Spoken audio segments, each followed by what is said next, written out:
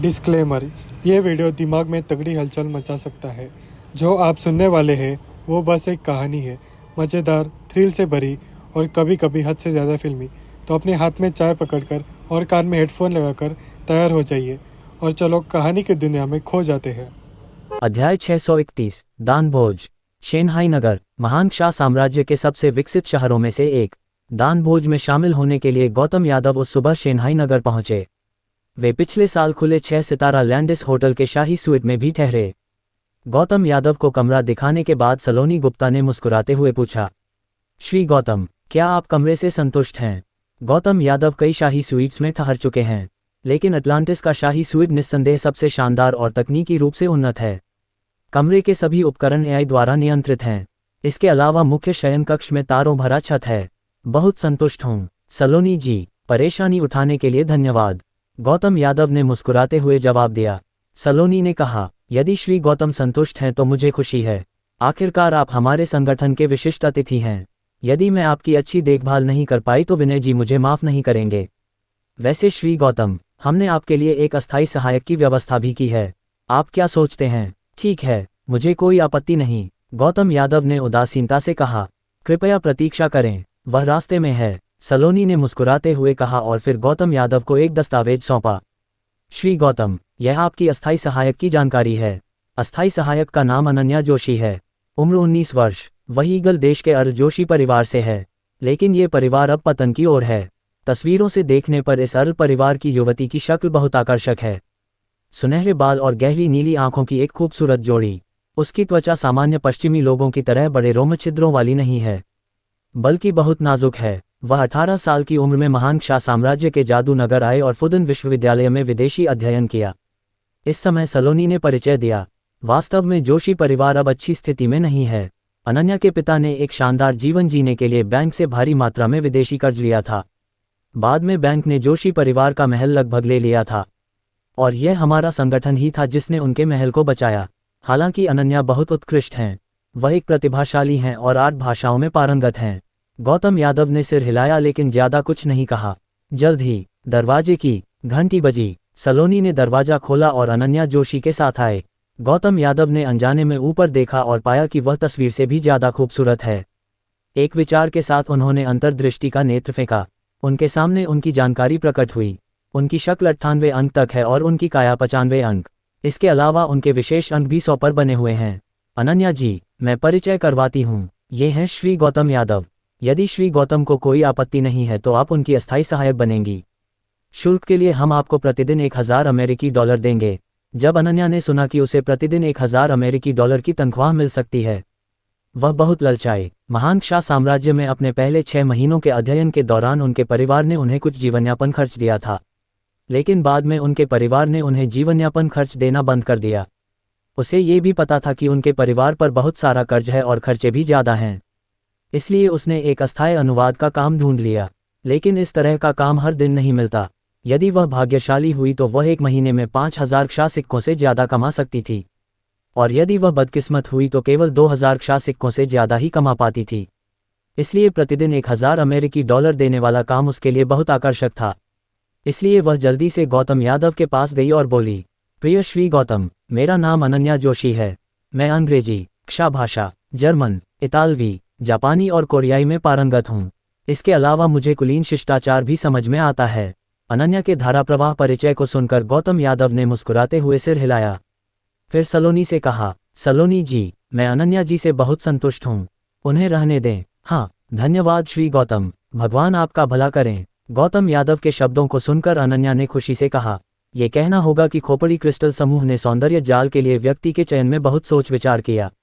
मुझे लगता है कि कोई भी पुरुष अनन्या जैसी युवा और खूबसूरत लड़की से मिलकर, जिसका कुलीन पृष्ठभूमि हो, विजय की भावना महसूस करेगा। मामले तय होने के बाद सलोनी चली गई। फिर अनन्या ने काम शुरू किया। गौतम यादव के साथ संवाद शुरू किया और यात्रा की व्यवस्था बनाई। अनन्या जी, चलिए साथ में दोपहर का भोजन करते हैं, गौतम यादव ने निमंत्रण दिया। श्री गौतम, क्या आप चीनी भोजन लेना चाहेंगे या पश्चिमी भोजन? जहां तक मुझे पता है, लैंडिस होटल में फ्रांसीसी और इतालवी रेस्तरां हैं। आने से पहले उसने इंटरनेट पर लैंडिस होटल की जानकारी देख ली थी।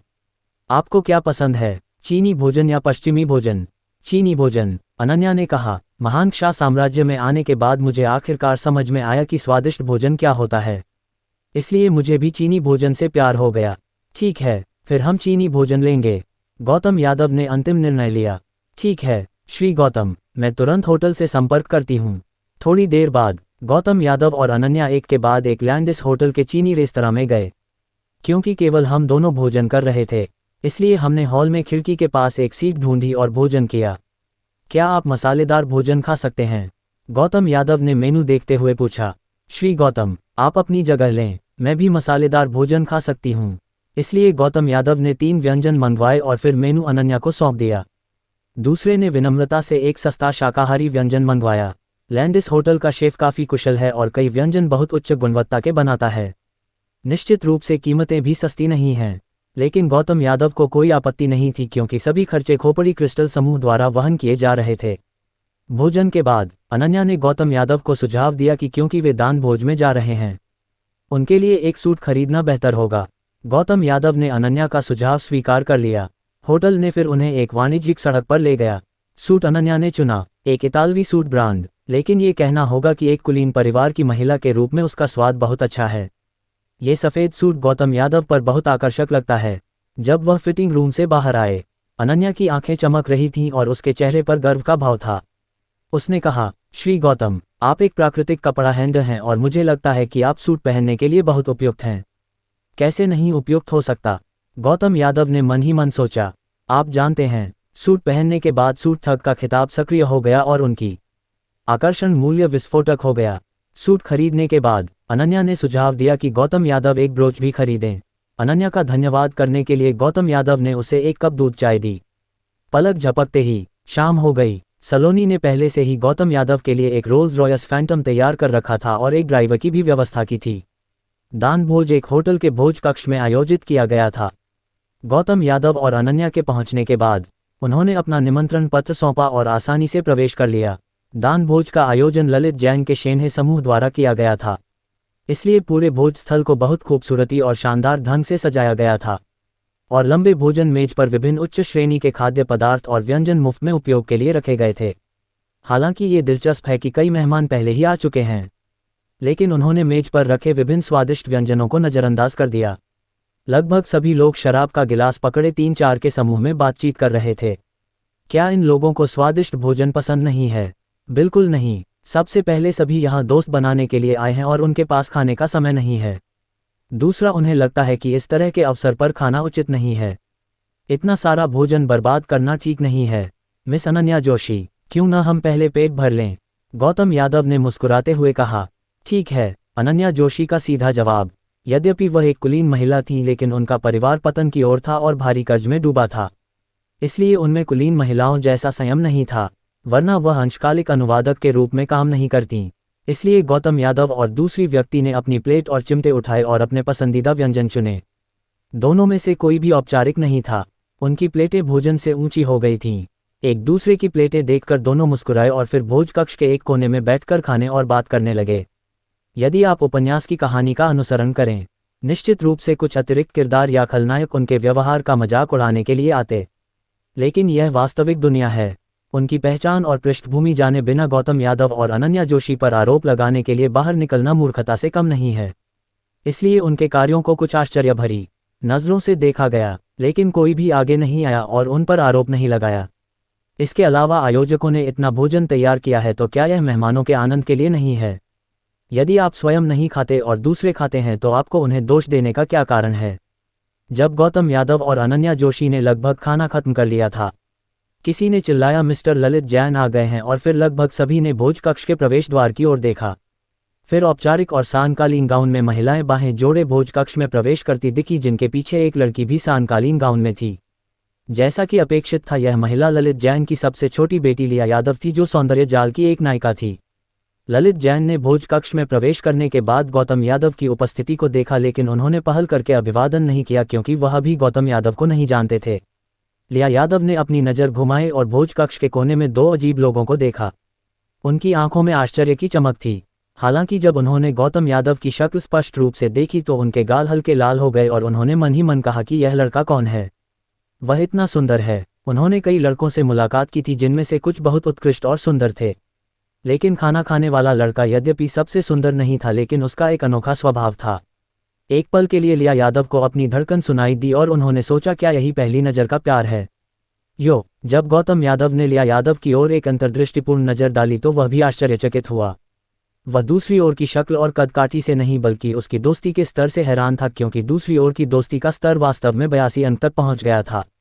ऐसा लगता है कि वह पहले कभी लिया यादव से नहीं मिला था, तो इतना उच्च दोस्ती स्तर कैसे हो सकता है? क्या ये लिया यादव सौंदर्य संघ की सदस्य है? उन्होंने अनुमान लगाया कि इसकी संभावना बहुत अधिक थी।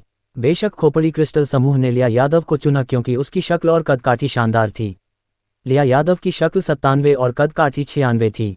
उनकी शक्ल अनन्या जोशी से थोड़ी कम थी लेकिन उनकी कदकाठी थोड़ी लंबी थी। खासकर बैंगनी सायंकालीन पोशाक जो कमर पर कसी हुई थी ने उनकी कदकाठी को पूरी तरह से उभारा और वहां मौजूद सभी पुरुष चुपके से लार टपका रहे थे। जैसे ही ललित जैन आए वह पूरे दर्शकों का केंद्र बन गए। एक के बाद एक व्यापारिक दिग्गज या व्यापारिक नायक बातचीत के लिए आगे आए। इसके बजाय लिया यादव को नज़रअंदाज महसूस हुआ।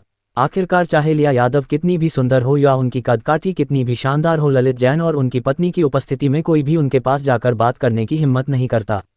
क्या होगा यदि गलतफहमी हो गई? इसलिए ऊबकर लिया यादव मानो सम्मोहित होकर गौतम यादव की ओर चली गईं। उन्होंने अपनी आंख के कोने से इस दृश्य को देखा और अपनी बेटी की कोशिशों की चुपके से प्रशंसा की। नमस्ते, मैं लिया यादव हूँ। क्या मैं आपसे परिचित हो सकती हूँ? लिया यादव ने शर्माते हुए कहा, मेरा नाम गौतम यादव है और यह अनन्या जोशी मेरी अस्थायी सहायक है। गौतम यादव ने मुस्कुराते हुए कहा, धन्यवाद। क्या मैं बैठ सकती हूँ? निश्चित रूप से, गौतम यादव ने हंसते हुए सिर हिलाया। वैसे मिस लिया, क्या आप कुछ खाना या पीना चाहेंगी? गौतम यादव ने फिर पूछा। नहीं धन्यवाद। लिया यादव ने सहज रूप से प्लेट पर भोजन की ओर देखा। यद्यपि वह खाना चाहती थी लेकिन उन्होंने मना कर दिया क्योंकि वह सायंकालीन पोशाक पहने थीं। यदि खाने के बाद उन्हें शौचालय जाना पड़ा तो यह बहुत परेशानी भरा होगा। क्या आप भी दान भोज में भाग लेने आए हैं? लिया यादव ने घबराते हुए पूछा। जैसे ही उन्होंने ये कहा उन्हें एहसास हुआ कि उन्होंने मूर्खतापूर्ण गलती की और जल्दी से समझाया, मेरा मतलब है कि आप यहाँ किसी के साथ आए हैं या अकेले? मैं अकेले आया हूँ, गौतम यादव ने कहा। तभी सलोनी गुप्ता 2 अंगरक्षकों के साथ पहुंची। जब उन्होंने लिया यादव को गौतम यादव के साथ बैठकर बात करते देखा तो उनकी आंखें चमकी और उन्हें थोड़ा गर्व महसूस हुआ। उन्होंने सोचा कि उनका प्रस्ताव वास्तव में शानदार था। ये गौतम यादव वास्तव में एक कामुक पुरुष था, वरना सौंदर्य जाल इतनी जल्दी काम नहीं करता। मिस्टर गौतम, मैं देर से आए। आशा है मैंने आपको नज़रअंदाज नहीं किया, सलोनी गुप्ता ने चेहरे पर मुस्कान के साथ कहा। नहीं, यहाँ का भोजन अभी भी बहुत अच्छा है, गौतम यादव ने मुस्कुराते हुए कहा। तब मैं निश्चिंत हूँ। वैसे ये छोटी सुंदरी कौन है? सलोनी गुप्ता ने जानबूझकर पूछा। वह लिया यादव हैं और वह भी दान भोज में भाग लेने आई हैं। लिया यादव, तो आप मिस्टर ललित जैन की बेटी हैं। नमस्ते मिस लिया, मैं सलोनी हूँ, आपसे मिलकर खुशी हुई। नमस्ते मिस सलोनी, आपसे भी मिलकर खुशी हुई। सलोनी विदेशी महिला ने महान शाह साम्राज्य की भाषा बहुत अच्छी तरह से बोली और बात करने में बहुत कुशल थी। उन्होंने कुछ ही शब्दों में लिया यादव का पक्ष जीत लिया। क्षमा करें मिस लिया, क्या मैं मिस्टर गौतम को कुछ मिनटों के लिए उधार ले सकती हूँ? लिया यादव का चेहरा लाल हो गया। आपको मुझसे अनुमति लेने की जरूरत नहीं है। वास्तव में मिस्टर गौतम और मैं अभी अभी मिले हैं। सचमुच? लेकिन आप दोनों एकदम सही जोड़ी लगते हैं। महान शाह साम्राज्य की भाषा में आप स्वर्ण बालक और जडेजा कन्या हैं। ठीक है, सलोनी, जोड़ी बनाने बंद करें, गौतम यादव ने इस समय कहा। आप लोग पहले बात करें, मैं जा रही हूँ। लिया यादव ने गौतम यादव की ओर देखा और डरपोक हिरण की तरह घबराकर भाग गई। मुझे खेद है मिस्टर गौतम, ऐसा लगता है कि मेरे आने से आपका और मिस लिया का रिश्ता बिगड़ गया, सलोनी ने खेद व्यक्त करते हुए कहा। कोई बात नहीं, गौतम यादव ने हाथ हिलाया। सलोनी ने जारी रखा, वैसे मिस्टर गौतम, बाद में एक दान नीलामी होगी।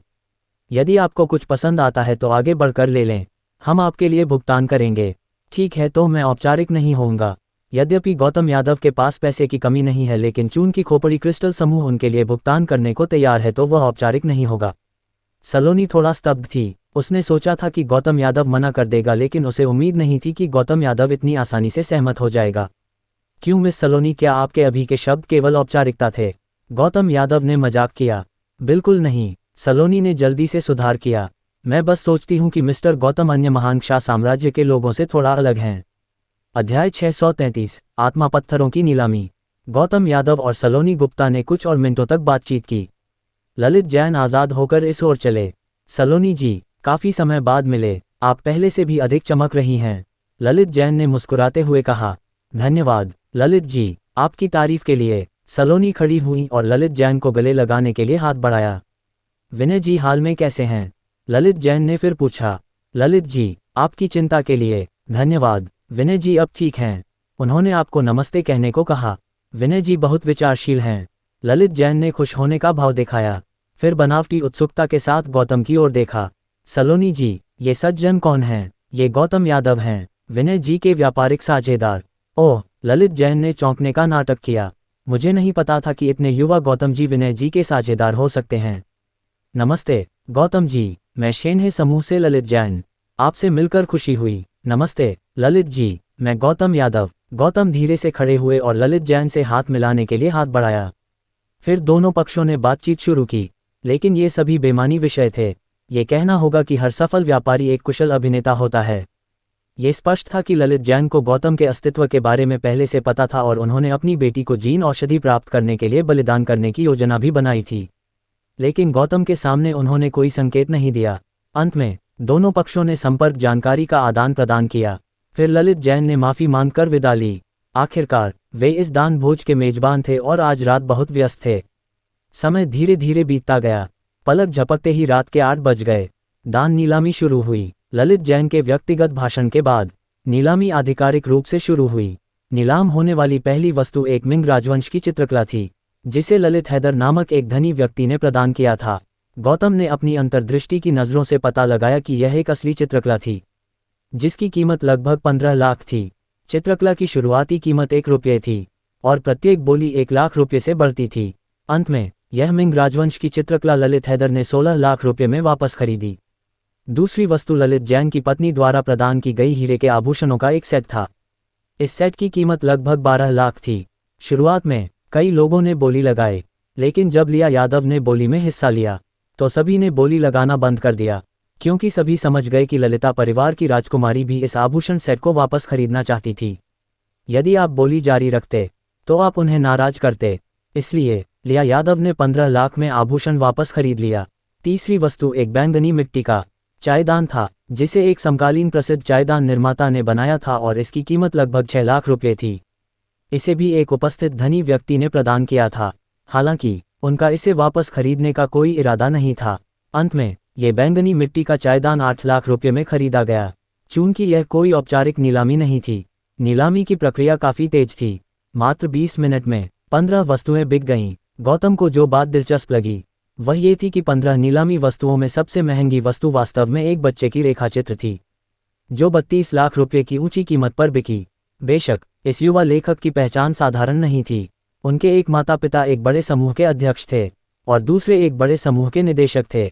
जिस व्यक्ति ने इस रेखाचित्र को भारी राशि में खरीदा वह एक कंपनी का मालिक था, जो इस युवा लेखक के माता पिता को खुश करना चाहता था। गौतम जी, आपको कोई वस्तु पसंद नहीं आई? सलोनी ने गौतम के कान में धीरे से पूछा। ईमानदारी से कहें तो गौतम को नीलाम हुई 15 वस्तुओं में से कोई भी वास्तव में पसंद नहीं आई, भले ही उन्हें अपनी जेब से एक भी पैसा खर्च न करना पड़े। अचानक गौतम को एक विचार आया।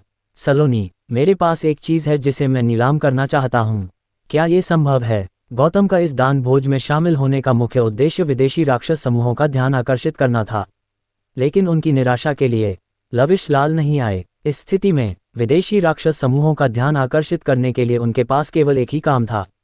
बिल्कुल नहीं, सलोनी ने गौतम की इतनी छोटी मांग को ठुकराने का कोई रास्ता नहीं था। तो इस रत्न को नीलामी के लिए रखें। गौतम ने एक आत्मा पत्थर निकाला और सलोनी को सौंप दिया। कृपया प्रतीक्षा करें। सलोनी ने रत्न लिया और जल्दी से चली गईं। सलोनी सीधे ललित जैन के पास गईं और नीलामी में और वस्तुएं जोड़ने का अनुरोध किया। ये जानकर कि यह रत्न गौतम ने प्रदान किया था, ललित जैन ने तुरंत कतार में बदलाव किया और 20वीं वस्तु को आत्मा पत्थर से बदल दिया। जल्द ही 20वीं वस्तु मंच पर लाई गई। नीलामीकर्ता ने पहले आत्मा पत्थर की प्रशंसा की और फिर सभी को बताया कि यह रत्न गौतम यादव ने प्रदान किया था। जब लिया यादव ने गौतम का नाम सुना, उनकी आंखें चमक उठीं। बिना हिचकिचाहट के 50 लाख की बोली लगाए। उपस्थित लोगों में कई जानकार लोग थे। हालांकि उन्हें आत्मा पत्थर का सही मूल्य नहीं पता था, लेकिन सभी का मानना था कि इतना बड़ा रत्न कम से कम कई करोड़ का था। नतीजतन प्रतिस्पर्धा तीव्र हो गई। 60 लाख, 70 लाख, 90 लाख, 1 करोड़ 20 लाख। ये देखकर कि ये बोली लगाने वाले बहुत रूढ़िवादी थे, गौतम ने माहौल को गर्म करने का फैसला किया और चिल्लाया, 1 अरब, वैसे भी पैसा खोपड़ी क्रिस्टल समूह द्वारा प्रतिपूर्ति किया जाएगा। जब उन्होंने ये कीमत बोली तो उन्हें जरा भी पछतावा नहीं हुआ। 1 अरब की बोली सुनने के बाद सभी 3 सेकंड के लिए खामोश हो गए। तुरंत दर्जनों नजरें गौतम पर पड़ गईं। सबके सवालों और उत्सुक नजरों का सामना करते हुए गौतम ने मुस्कुराकर उनकी ओर सिर हिलाया। 1 अरब 10 लाख। इस पल ललित जैन की आवाज गूंजी। 5 अरब। गौतम ने शांति से एक और संख्या बताई। ललित जैन अवाक रह गए और जगह फिर से शांत हो गई। कीमत सीधे 3 अरब 90 लाख तक बढ़ा दी गई। क्या वह बेतरतीब बोली लगाकर यहाँ हंगामा करने आया था? ये गौतम यादव कौन है? मैंने इसका नाम पहले क्यों नहीं सुना? ये गहरा समुद्र से नहीं होना चाहिए। गहरा समुद्र में गौतम उपनाम वाला कोई धनी व्यक्ति इतनी वित्तीय ताकत के साथ नहीं है। वह लिया यादव को जानता लगता है। क्या वह किसी सुंदरता का ध्यान आकर्षित करने के लिए इतना खर्च कर रहा है? संभव है। जब सभी बात कर रहे थे और तरह तरह के कयास लगा रहे थे, गैर पेशेवर नीलामीकर्ता भी होश में आया। खांसी। गौतम जी, क्षमा करें, मैं बस पुष्टि करना चाहता हूँ। क्या आपकी बोली 5 अरब है? हाँ, 5 अरब। गौतम ने सिर हिलाया। अचानक नीलामीकर्ता का चेहरा लाल हो गया। गौतम जी ने 5 अरब की बोली लगाई। क्या कोई इससे अधिक कीमत दे सकता है? बेशक, जो लोग आत्मा पत्थर के बारे में नहीं जानते वे और बोली नहीं लगाएंगे। दान के लिए कुछ लाख देना ठीक है, लेकिन उपस्थित कोई भी व्यक्ति एक बार में 5 अरब दान करने को तैयार नहीं था। ललित जैन भी नहीं। हालांकि वह दान के प्रति उत्साही हैं, लेकिन वह अच्छी प्रतिष्ठा हासिल करने के लिए ऐसा करते हैं। हालांकि उन्होंने 20 अरब से अधिक दान किया है। ये दशकों की संचय है। 5 अरब पहली बार। क्या कोई कीमत बढ़ाना चाहता है? 5 अरब दूसरी बार। 5 अरब तीसरी बार। बधाई हो गौतम जी, ये रत्न आपके हाथों में वापस आ गया। नीलामीकर्ता ने हथौड़ा मारा और उत्साहित स्वर में कहा। वह एक शौकिया नीलामीकर्ता है, लेकिन वह वास्तव में 5 अरब की नीलामी वस्तु की मेजबानी कर सकता है। यह उसके लिए जीवन भर डींग मारने के लिए काफी है। बधाई हो गौतम जी, सलोनी और अनन्या जोशी ने भी पास से कहा। हाय। गौतम ने धीरे से आह भरी। सोना और जेड को नहीं पहचान सकते। गौतम जी, आपका क्या मतलब है? सलोनी ने उत्सुकता से पूछा। अगर मैं कहूं कि इस रत्न का असली मूल्य 20 अरब है, तो क्या आप विश्वास करेंगी? गौतम ने सलोनी की ओर देखकर कहा। सलोनी ने शांति से कहा, गौतम जी, आप मजाक कर रहे हैं। हालांकि यह रत्न मूल्यवान है, फिर भी इसे तराशा नहीं गया है। इसकी कीमत 10 करोड़ से अधिक नहीं होनी चाहिए। ये 20 अरब कैसे हो सकता है? गौतम ने गहरी आवाज में समझाया। यह कोई साधारण रत्न नहीं है। इसमें एक अत्यंत जादुई ऊर्जा है। जिस रत्न की ऊर्जा खत्म हो गई है, वह केवल 10 करोड़ से थोड़ा अधिक मूल्य का है, लेकिन जिसमें ऊर्जा है वह निश्चित रूप से 20 अरब का है। ये सुनकर सलोनी सोच में पड़ गईं। अचानक उनके दिमाग में एक विचार आया। ऐसा लगता था कि जादुई औषधि में कई ऐसी सामग्रियां थीं जिन्हें पहचाना नहीं जा सका। क्या ये सामग्रियां इस रत्न की ऊर्जा से संबंधित हो सकती हैं? ये सोचकर वह खुद को रोक नहीं सकी और पूछा, गौतम जी, क्या आप मुझे ऐसा एक रत्न बेच सकते हैं? क्या आपको डर नहीं कि मैं आपसे झूठ बोल रहा हूँ? गौतम ने मुस्कुराते हुए पूछा।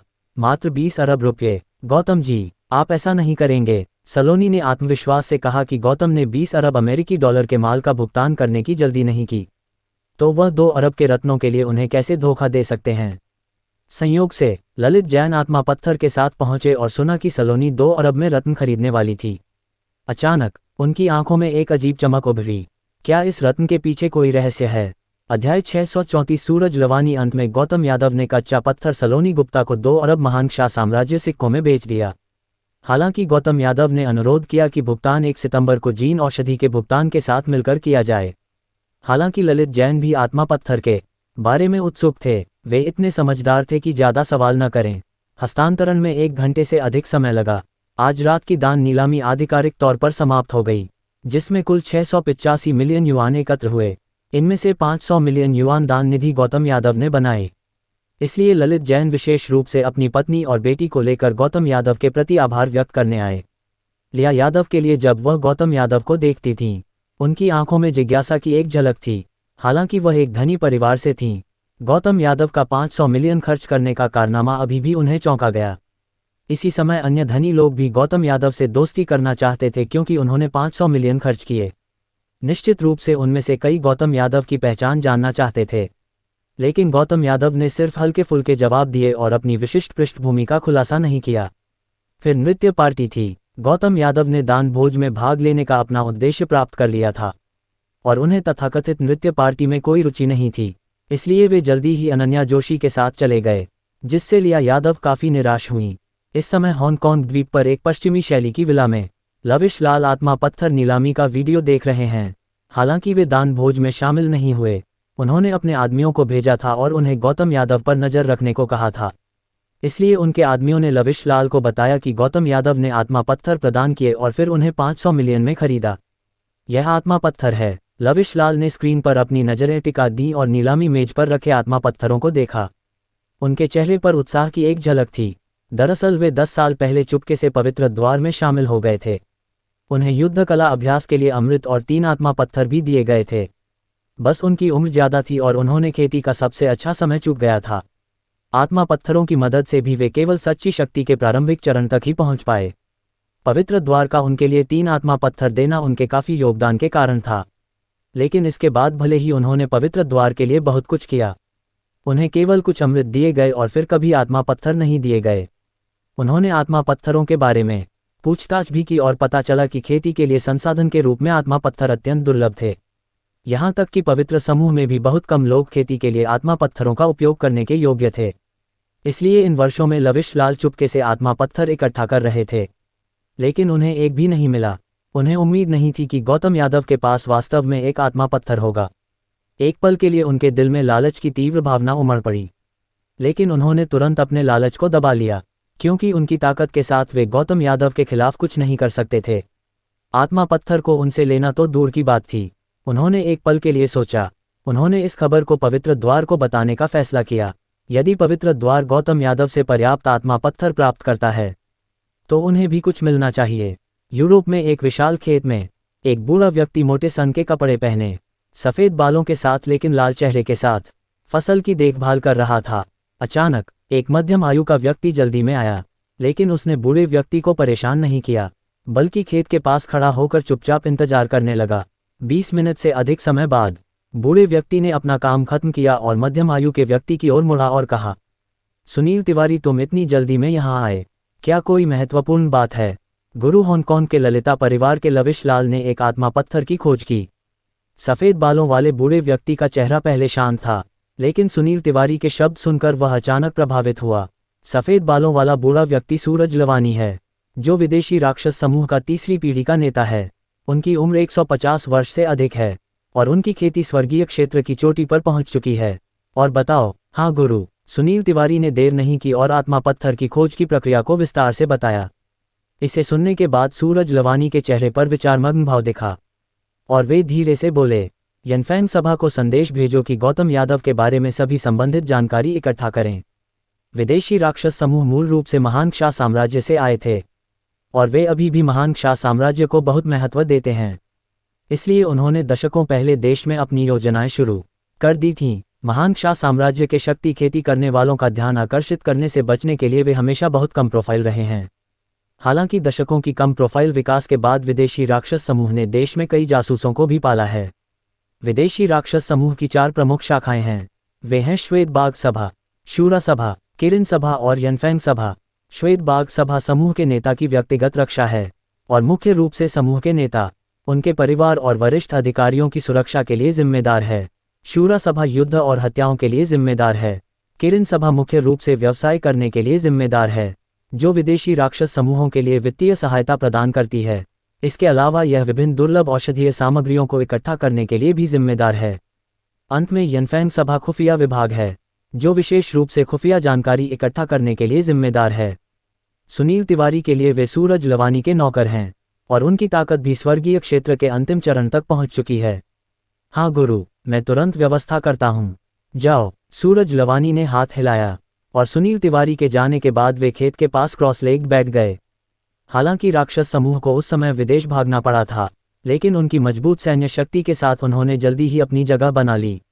हालांकि विदेश में कोई धन्य स्थान नहीं है और प्राचीन काल में आध्यात्मिक नसें ले जाई गई थीं। आत्मा पत्थरों के बिना इन राक्षस समूह के अभ्यासकर्ता कमजोर और कमजोर होते जाएंगे। इसलिए इतने सालों से वे पूरी दुनिया में आत्मा पत्थर इकट्ठा कर रहे हैं। दुर्भाग्य से प्रभाव न्यूनतम था। बहुत सारी मानव शक्ति और सामग्री संसाधनों का उपभोग हुआ और केवल मुट्ठी भर आत्मा पत्थर इकट्ठा हुए। निराशा में विदेशी राक्षस समूह केवल खुले से भूमिगत हो गए ताकि अपने सदस्यों की सच्ची ऊर्जा की खपत को कम किया जा सके। फिर भी पिछले कुछ 100 वर्षों में विदेशी राक्षस समूह के सच्चे सदस्यों की संख्या 300 से अधिक नहीं हुई। स्वर्ग और मानव के क्षेत्र में केवल 4 गुरु हैं। यह इसलिए था क्योंकि उनके दादाजी ने अपनी मृत्यु से पहले अपनी सच्ची ऊर्जा अपने वंशजों में डालने की एक गुप्त विधि बनाई थी, अन्यथा वे शायद स्वर्गीय मानव क्षेत्र के चौथे स्तर को भी बनाए नहीं रख पाते। स्वर्गीय मानव क्षेत्र के अलावा ज्यादा गुरु नहीं हैं, कुल मिलाकर केवल 9 हैं। यही कारण है कि विदेशी राक्षस समूह कभी भी महान क्षा साम्राज्य में वापस नहीं आ सके, क्योंकि उन्हें धार्मिक समूहों से निपटने का आत्मविश्वास नहीं है। यनफैंग सभा अभी भी बहुत कुशल है। मुख्य कारण यह है कि उनके पास पहले से ही गौतम यादव की जानकारी है। इसलिए 1 घंटे से भी कम समय में सुनील तिवारी वापस आए और गौतम यादव की जानकारी सूरज लवानी को सौंप दी। वह वास्तव में एक दानजिन शारीरिक खेती करने वाला है। सूरज लवानी शारीरिक खेती करने वालों से अपरिचित नहीं थे, क्योंकि उनके अधीन भी कई शारीरिक खेती करने वाले थे, लेकिन उन्होंने हमेशा शारीरिक खेती को कम आंका है। आखिरकार न केवल शारीरिक खेती कठिन है, बल्कि दूर से हमला करने में असमर्थता एक बड़ी खामी है। हालांकि गौतम यादव के पास एक गुरु होने की बात देखकर जो अविनाशी है। सूरज लवानी का चेहरा अधिक गंभीर हो गया। मुझे विश्वास नहीं हो रहा कि कोई शारीरिक खेती में इतना आगे जा सकता है। सूरज लवानी ने धीरे से प्रशंसा की। गुरु, क्या आप किसी को महान क्षा साम्राज्य में गुप्त रूप से भेजकर गौतम यादव को पकड़ना चाहते हैं और उसे आत्मा पत्थर का खुलासा करने के लिए मजबूर करना चाहते हैं? सुनील तिवारी ने सुझाव दिया। अनुचित। सूरज लवानी ने सिर हिलाया। देश में वे लोग एक धन्य भूमि में छिपे हैं, लेकिन वहां की आध्यात्मिक ऊर्जा सीमित है, इसलिए उन्हें भी आत्मा पत्थरों की कमी है। यदि बहुत शोर मचाया गया तो उन लोगों का ध्यान आसानी से आकर्षित हो जाएगा। पहले हम गुप्त रूप से किसी को गौतम यादव से संपर्क करने के लिए भेजें। अगर उसके पास वास्तव में बहुत सारे आत्मा पत्थर हैं तो हम शायद एक सौदा कर सकते हैं। अध्याय 635। आखिरकार विमान में एक महिला हस्ती से मुलाकात। दूसरी ओर गौतम यादव, जो अनन्या जोशी को अपने साथ ले गया था, पहले उसने उसे आधी रात का नाश्ता कराया और फिर उसे अटलांटिस होटल वापस ले गया। गौतम यादव ने अनन्या को राष्ट्रपति स्वीट में रुकने के लिए नहीं बुलाया, हालांकि स्वीट में अतिरिक्त कमरे थे। अब वह उस दौर से बहुत आगे निकल चुका था जब वह अंतरंगता के लिए उतावला होता था। प्रेम करना शराब बनाने जैसा है। सही तापमान पर ही बनाई गई शराब सुगंधित और स्वादिष्ट होती है। इसलिए गौतम यादव ने अनन्या के लिए अकेले एक उच्च श्रेणी का स्वीट बुक किया। चूंकि उसे इसके लिए भुगतान नहीं करना था, इसलिए उसे पैसे खर्च करने में कोई दुख नहीं हुआ। उस महिला सलोनी गुप्ता के बारे में, वह आत्मा पत्थर लेकर जल्दबाजी में संयुक्त राज्य के लिए विमान में सवार हो चुकी थी। वह आत्मा पत्थर को परीक्षण के लिए वापस ले जाना चाहती थी। होटल के मुलायम बड़े बिस्तर पर लेटकर गौतम यादव ने श्यामली राय, सुनैना तिवारी और चित्रा वर्मा को वीचैट पर स्थिति की जानकारी दी। उन तीनों ने एक छोटा समूह बनाया था। समूह में चैट करना भी सुविधाजनक था। राष्ट्रपति स्वीट की तस्वीरें समूह में साझा करने और कुछ देर बातचीत करने के बाद गौतम यादव ने मुख्य काम शुरू किया। लाल सम्राट, क्या सब कुछ ठीक चल रहा है? गौतम यादव ने लाल सम्राट से पूछा। लाल सम्राट, मालिक, चीजें उम्मीद से भी बेहतर चल रही हैं। विदेशी राक्षस समूह के नेता सूरज लवानी ने देश में छिपे जासूसों के माध्यम से आपके बारे में जानकारी प्राप्त की है और गहरे स्तरों की खोज अभी नहीं हुई है। गौतम यादव ने पूछा, लेकिन सोचने के बाद उसे राहत महसूस हुई। उनकी असली ताकत महान क्षा साम्राज्य के शीर्ष नेताओं को पता थी, लेकिन यह निश्चित रूप से बाहरी दुनिया से छिपाई गई थी। बेदौ समूह को भी उनकी असली ताकत पता थी। अन्य क्यूई खेती समूहों को कुछ संदेह हो सकता था, लेकिन वे निश्चित नहीं हो सकते। हालांकि क्यूई खेती समूह एक बंद अवस्था में था। वे आपस में संवाद कर सकते थे, लेकिन ये कभी बाहर नहीं फैलता। राक्षस समूह के जासूसों के बारे में, क्योंकि उन्हें देश में क्यूई खेती करने वालों से डर था, वे सामान्य लोगों को भेजते थे। अगर वे क्यूई खेती करने वालों को भेजते तो वे आसानी से पकड़े जाते। इसलिए राक्षस समूह के जासूसों की देश में जानकारी एकत्र करने की क्षमता उतनी मजबूत नहीं थी जितनी सोची गई थी। लाल सम्राट, विदेशी राक्षस समूह के पास कितने वित्तीय संसाधन हैं? अचानक गौतम यादव ने उत्सुकता से पूछा। आखिरकार यह वह मोटा भेड़ था जिसे उन्होंने निशाना बनाया था, इसलिए उनके वित्तीय संसाधनों को समझना ठीक था। लाल सम्राट, मालिक, कृपया मुझे 5 मिनट दें।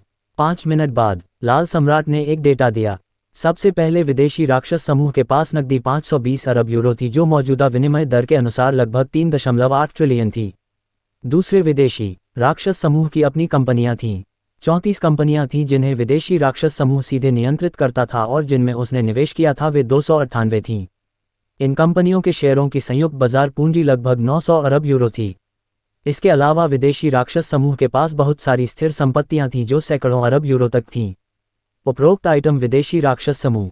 अध्याय 636 ब्लैकमेल। गौतम यादव ने गीतिका सिंह के साथ छिपाने के व्यवहार की परवाह नहीं की। जल्द ही विमान नंदू हवाई अड्डे पर उतरा। गौतम का गीतिका को उजागर करने या उससे अभिवादन करने का कोई इरादा नहीं था। इतनी सारी खूबसूरत महिलाएं थीं, अगर वह हर एक से छेड़खानी करना चाहता तो उसके पास समय कहाँ होता। इसलिए उसने गीतिका को अनजान समझकर सीधे विमान से उतर गया। गौतम को जाते देख गीतिका ने राहत की सांस ली। दीदी, वह कौन सा हैंडसम लड़का था? मुझे क्यों लगता है कि तुम उससे बच रही थीं? सहायक ने उत्सुकता से पूछा। वह गौतम यादव है, तारों का मनोरंजन का मालिक। गीतिका ने अपने इरादे अपनी सहायक से नहीं छिपाए। तारों का मनोरंजन का मालिक? फिर तुम उससे क्यों बच रही थीं? क्या वह तुम्हारा पीछा कर रहा है? सहायक और अधिक उत्सुक हो गई। बकवास मत करो, गीतिका ने धीरे से डांटा। मैं उससे थोड़ा डरती हूँ। नहीं, मुझे वह काफ़ी हैंडसम लगा, और उसका स्वभाव भी अच्छा है। वह बिल्कुल बुरा आदमी नहीं लगता, सहायक ने कुछ भ्रम के साथ कहा। बस, अब बात खत्म करो और विमान से उतरो। गीतिका ने और बात नहीं करना चाहा। लिंगशी उद्यान में कोई बदलाव नहीं था, और तीनों महिलाएं गंभीरता से युद्ध कला का अभ्यास कर रही थीं। खासकर श्यामली राय, जो तेजी से प्रगति कर रही थी और अंधेरे ऊर्जा के मध्य चरण में प्रवेश करने वाली थी। वहीं सुनैना तिवारी भी उज्ज्वल ऊर्जा के शिखर पर पहुंच गई थी। और लता मेहरा भी अच्छी थी, जो उज्ज्वल ऊर्जा के प्रारंभिक चरण तक पहुंच चुकी थी। 2 दिन आंख झपकते ही बीत गए। युद्ध कला त्वरण कार्ड और मेरा विश्व के समय त्वरण कार्य की मदद से गौतम ने आखिरकार गंग युआन को पूर्णता तक पहुंचाया, जिससे गंग युआन और शाक्युई पूरी तरह एक साथ मिश्रित हो गए, एक दूसरे से अप्रभेद्य। जब तक वह धर्म छवि को संक्षेपित कर सकता था, वह आधिकारिक तौर पर गंग शोधन के पूर्णता चरण में प्रवेश कर लेता। गौतम इस स्वाभाविक सफलता से बहुत खुश नहीं था, क्योंकि वह विदेशी जादुई संप्रदायों की दक्षता से बहुत असंतुष्ट था। वह नंदू में 2 पूरे दिन से वापस आ चुका था, फिर भी वे लोग उसके पास नहीं आए। क्या मुझे खुद उन्हें ढूंढना होगा? ये सोचकर गौतम ने लाल सम्राट से पूछा। लाल सम्राट, विदेशी राक्षस समूह के लोग क्या कर रहे हैं? लाल सम्राट, मालिक, वास्तव में विदेशी राक्षस समूह के लोग 1 दिन पहले नंदू पहुंच चुके हैं, लेकिन वे बहुत सतर्क हैं और चुपके से आपका अवलोकन कर रहे हैं। वे मेरा अवलोकन कर रहे हैं। गौतम इतना तल्लीन था कि उसने आसपास की स्थिति पर ध्यान नहीं दिया। एक विचार के साथ उसकी आध्यात्मिक संवेदना सक्रिय हुई, और उसने पाया कि कोई पास में जासूसी कर रहा था। कमाल है, इतना सतर्क होना राक्षस समूह के नाम को बदनाम करना है। गौतम ने मन ही मन तिरस्कार के साथ कहा। वह वास्तव में समझ गया कि विदेशी राक्षस समूह इतने सतर्क क्यों थे, क्योंकि उन्हें संदेह था कि यह धर्मी समूहों द्वारा बिछाया गया जाल है। अचानक गौतम को याशिका गुप्ता का ख्याल आया। क्या विदेशी राक्षस समूह के लोगों ने याशिका की उपस्थिति को भांप लिया था? इसलिए वे जल्दबाजी में उसके पास नहीं आए। उसे लगा कि इसकी संभावना बहुत अधिक थी, इसलिए वह अध्ययन कक्ष से बाहर निकला। श्यामली और अन्य को बताया कि उसे कुछ काम से बाहर जाना है, और फिर लिंगशी उद्यान से गाड़ी चलाकर निकल गया। उसने कुछ समय से अपनी प्रिय चित्रा वर्मा को नहीं देखा था, इसलिए गौतम सीधे विश्वविद्यालय नगर की नाश्ता गली की ओर चला गया। गर्मियों की छुट्टियों में नाश्ता गली का व्यवसाय आमतौर पर अच्छा नहीं होता, लेकिन युजान चाय पहले से ही प्रसिद्ध थी, इसलिए आसपास रहने वाले लोग इसे आजमाने आते थे। इस कारण चाय की दुकान अभी भी अच्छा प्रदर्शन कर रही थी। गौतम के जाने के साथ विदेशी राक्षस समूह के लोग भी चुपके से उसका पीछा करने लगे। चाय की दुकान में चित्रा वर्मा के साथ कुछ भावनात्मक पल बिताने के बाद गौतम वहां से निकला और एक कैफे में गया। उसने खिड़की के पास वाली सीट पर बैठकर एक कप कॉफी मंगवाया और विदेशी राक्षस समूह के लोगों के आने का इंतजार करने लगा। अगर विदेशी राक्षस समूह के लोग अब भी नहीं दिखे, तो उसे खुद उनकी तलाश में जाना पड़ता।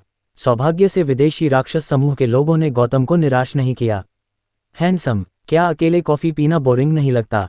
एक आकर्षक और मोहक आवाज के साथ एक खूबसूरत युवती, जो रानी जैसी आभा बिखेर रही थी, गौतम की सीट पर आए। अंतर्दृष्टि का नेत्र खुला। दूसरे पक्ष की पहचान गौतम के सामने प्रकट हुई। वह 30 की उम्र की लगती थी, लेकिन वास्तव में 60 से अधिक की थी। उसका रूप और आकृति 90 अंकों से अधिक थी, लेकिन उसकी विशेषता केवल 60 अंक थी। हालांकि उसके मानव शरीर के चुंबकीय क्षेत्र से निकलने वाली जटिल आभा के माध्यम से गौतम ने अनुमान लगाया कि यह एक क्रूर चरित्र थी, जो 100 से अधिक हत्याएं कर चुकी थी। इसके अलावा उसकी ताकत भी बहुत अच्छी थी, जो ग्रैंडमास्टर स्तर के शिखर तक पहुंच चुकी थी। उसकी पहचान थी काव्या गुप्ता, विदेशी राक्षस समूह यनफैंग सभा की उपनेता। आंटी, आपका क्या सुझाव है? गौतम ने मुस्कुराते हुए पूछा। आंटी, गौतम के इस संबोधन को सुनकर काव्या गुप्ता का चेहरा अचानक काला पड़ गया। हालांकि उसकी उम्र गौतम की आंटी होने के लिए पर्याप्त थी, लेकिन उसे सबसे ज्यादा नफरत थी जब लोग उसे बूढ़ा कहते थे। अगर कोई और उसे आंटी कहता तो वह उस पर हमला कर देती और उसे इसकी कीमत चुकानी पड़ती। लेकिन अब वह गौतम से कुछ चर्चा करने आई थी और यह समूह नेता के व्यक्तिगत निर्देश थे, इसलिए उसने अपने गुस्से को दबाया और गौतम के सामने बैठ गई। श्री गौतम, आप मुझे बस लाल दीदी कह सकते हैं, मैं आंटी कहलाने का बोझ नहीं सह सकती। ठीक है लाल दीदी, आप मुझसे क्या बात करना चाहती हैं? गौतम ने भी देखा कि काव्या गुप्ता अपनी उम्र को लेकर बहुत संवेदनशील थी, इसलिए उसने उसे और भड़काने का इरादा नहीं किया। श्री गौतम, इस महीने की 25 तारीख को आपने एक चैरिटी डिनर में एक विशेष रत्न की नीलामी की थी, क्या ये सच है? क्यों, क्या आप रत्नों में रुचि रखती हैं? गौतम ने मुस्कुराते हुए पूछा। हाँ, मैं वास्तव में उस तरह के रत्न के लिए आई हूँ। मुझे नहीं पता कि श्री गौतम के पास कितने हैं। काव्या गुप्ता ने अपनी आंखें सिकोड़कर पूछा। महत्वपूर्ण यह नहीं है कि मेरे पास कितने हैं, बल्कि यह है कि आपके पास इतना पैसा है या नहीं, गौतम ने अर्थपूर्ण ढंग से कहा। काव्या गुप्ता खुश हुई, उसे उम्मीद नहीं थी कि गौतम के साथ संपर्क इतना आसान होगा। उसने सोचा था कि गौतम तरह तरह के बहाने बनाएगा, लेकिन उसने सीधे स्वीकार कर लिया। इसलिए उसने मन ही मन कहा, चिंता न करें, मेरे पास धन की कमी नहीं है, प्रति रत्न 5 अरब, जितने चाहें खरीद लें। गौतम का चेहरा गंभीर हो गया। 5 अरब, काव्या गुप्ता का चेहरा अंधेरा हो गया। श्री गौतम, यह अनुचित है। जहां तक मुझे पता है, आपने सलोनी गुप्ता को केवल 2 अरब में एक रत्न बेचा था। 2 अरब दोस्ती की कीमत थी। गौतम ने मुस्कुराते हुए कहा, लाल दीदी और मैं दोस्त नहीं हैं, इसलिए निश्चित रूप से सामान्य कीमत देनी होगी। ये कमीना, काव्या गुप्ता ने मन ही मन गाली दी, लेकिन उसके चेहरे पर एक आकर्षक और मोहक मुस्कान उभरी। श्री गौतम, हम वास्तव में दोस्त हो सकते हैं। प्रति रत्न 2 अरब, और आप जो भी मांगेंगे मैं मान जाऊंगी। ये सुनकर गौतम अनायास पीछे झुका। नहीं, मैं आंटी पुशर पागल नहीं हूँ। काव्या गुप्ता, तुम, लेकिन उसने अपने गुस्से को दबाया।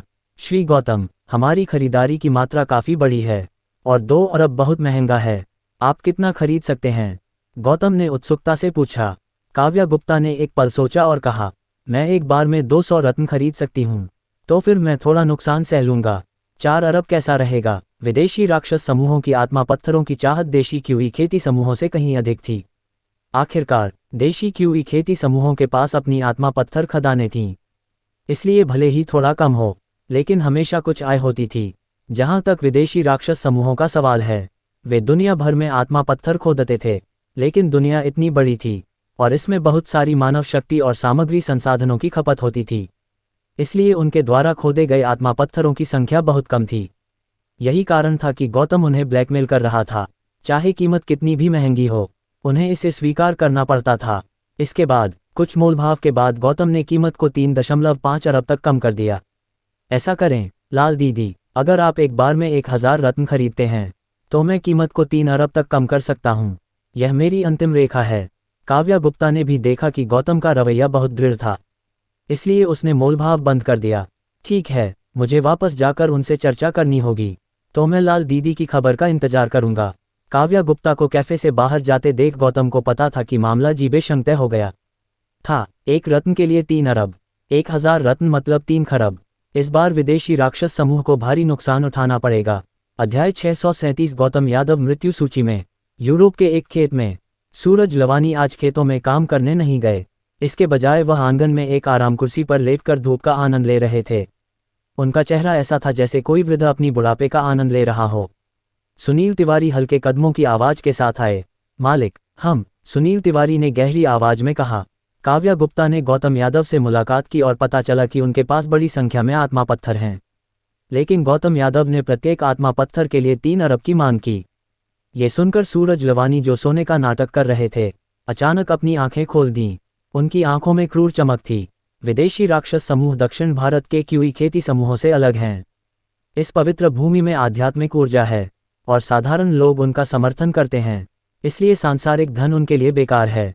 दूसरी ओर विदेशी राक्षस समूहों के पास कोई पवित्र स्थान नहीं है और वे सांसारिक दुनिया में बसे हैं। खासकर आत्मा पत्थरों की खोज के लिए लोगों को भेजने में बहुत खर्च होता है, इसलिए वे धन को अधिक महत्व देते हैं। वरना किरण सभा, जो 4 प्रमुख सभाओं में से एक है, व्यापार नहीं करती। मालिक, क्या हमें गौतम यादव को पकड़ने के लिए एक मास्टर भेजना चाहिए? सुनील तिवारी गौतम यादव की अत्यधिक मांगों से बहुत नाराज थे और उनके मन में हत्या की भावना थी। हमारे अधीन कितने शीर्ष महामास्टर हैं? सूरज लवानी ने पूछा। मालिक, वर्तमान में 5 लोग हैं जो कई वर्षों से महामास्टर स्तर के शीर्ष पर हैं। सुनील तिवारी ने कहा, महामास्टर स्तर के शीर्ष से स्वर्गीय मानव स्तर तक पहुंचने के लिए बहुत सारे आत्मा पत्थरों की जरूरत होती है। इसलिए विदेशी राक्षस समूह के पास 5 शीर्ष मास्टर होने के बावजूद आत्मा पत्थरों की कमी के कारण वे आगे नहीं बढ़ सके। ऐसे में पहले गौतम यादव के साथ व्यापार करें। व्यापार से प्राप्त आत्मा पत्थर पहले 5 शीर्ष मास्टरों को दिए जाएंगे। सूरज लवानी ने गहरी आवाज में कहा। साथ ही गौतम यादव उनके मृत्यु सूची में शामिल हो गए। हालांकि वे देश की धार्मिक ताकतों से सतर्क थे, फिर भी केवल एक दान जिनके साथ उनसे उगाही करना मृत्यु को न्योता देना था। लेकिन अगर अब लोगों को गौतम यादव को लूटने या मारने के लिए भेजा जाए तो यह आसानी से धार्मिक समूहों का ध्यान आकर्षित करेगा। बेहतर है कि उनके पास मौजूद सभी आत्मा पत्थरों को खरीद लिया जाए। जब वह उनके लिए बेकार हो जाएंगे तो उनके पास उससे निपटने के कई तरीके हैं। उस समय अगर धार्मिक समूहों को पता भी चल जाए तो अगर वे समय पर विदेश लौट जाएं, तो धार्मिक समूहों के पास एक शारीरिक खेती करने वाले के लिए विदेश में परेशानी करने का कोई कारण नहीं होगा। अगर कोई लाभ नहीं है मालिक, क्या कीमत को और कम करने की जरूरत नहीं है? सुनील तिवारी ने फिर पूछा। जरूरत नहीं, सूरज लवानी ने शांतिपूर्वक कहा। एक बार गौतम यादव को पैसा मिल जाए, वह हमारे लिए इसे अस्थायी रूप से रखेगा। पहले उसे खुश होने दें। वैसे काव्या गुप्ता ने पता लगाया कि उसके पास कितने आत्मा पत्थर हैं। कई हजार होने चाहिए, सुनील तिवारी ने कहा, क्योंकि गौतम यादव ने मांग की है कि एक बार में 1000 से अधिक सिक्कों का लेन देन होना चाहिए। ठीक है, सूरज लवानी की आंखें चमक उठीं। मुझे नहीं पता था कि उस लड़के के पास इतने सारे आत्मा पत्थर हैं। भगवान वास्तव में हमारे पवित्र समूह की मदद कर रहे हैं। आपको पता है, उनकी कमान में आत्मा पत्थर खोदने वाली टीम ने सबसे भाग्यशाली वर्ष में केवल 287 आत्मा पत्थर खोदे थे। और जब वे बदकिस्मत थे तो उन्हें एक भी नहीं मिला। इसके अलावा 80 साल पहले एक बार में 287 आत्मा पत्थर खोदे गए थे। पिछले 20 वर्षों में एक साल में सबसे बड़ी फसल केवल 32 आत्मा पत्थर थी। इसके अलावा दुनिया में आत्मा पत्थर कम होते जा रहे हैं। पिछले साल 10 अरब अमेरिकी डॉलर खर्च किए गए, लेकिन केवल 4 आत्मा पत्थर खोदे गए। इसलिए वह गौतम यादव के 3 अरब महान शाह साम्राज्य रुपये के प्रस्ताव को स्वीकार कर सकते थे। बेशक, भले ही उन्होंने इसे स्वीकार कर लिया, लेकिन एक शारीरिक खेती करने वाले द्वारा ठगे जाने से वे बहुत नाखुश थे। सौभाग्य से उन्होंने पहले ही दूसरी पार्टी को मृत्यु की सजा सुना दी थी, इसलिए चिंता की कोई बात नहीं थी। अगली सुबह गौतम यादव को काव्या गुप्ता का फोन आया, जिसमें उनसे मिलने के लिए कहा गया। गौतम यादव अकेले मुलाकात के लिए गए।